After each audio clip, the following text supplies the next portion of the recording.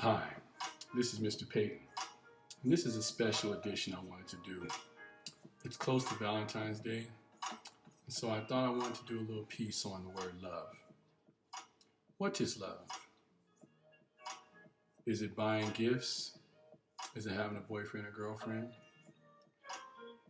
What is it? Well, let me give you an academic background on the word. I always think of love in three different ways. The first one is what we call brotherly love. In the Greek, they say phileos. And that's the kind of love you have for your friends, homies, people who are close to you, people that you care about, that you feel like you could go through anything with. That's one kind of love.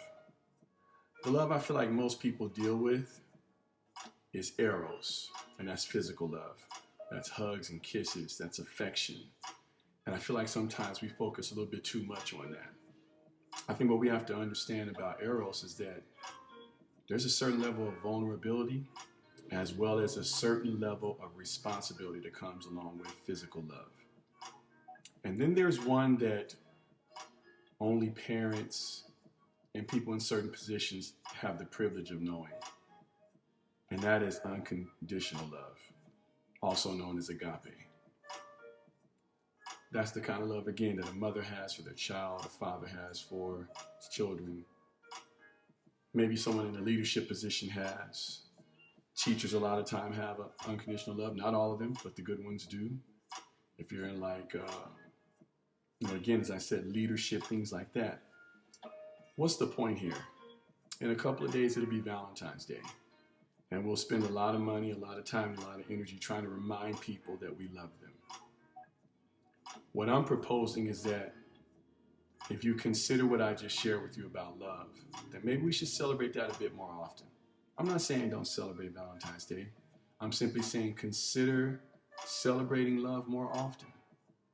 When I tell my boys, when I see them, guys who I grew up with, guys I played sports with, like we embrace, we hug, like we haven't seen each other forever. We could have just seen each other last week because we have that phileos, that brotherly love.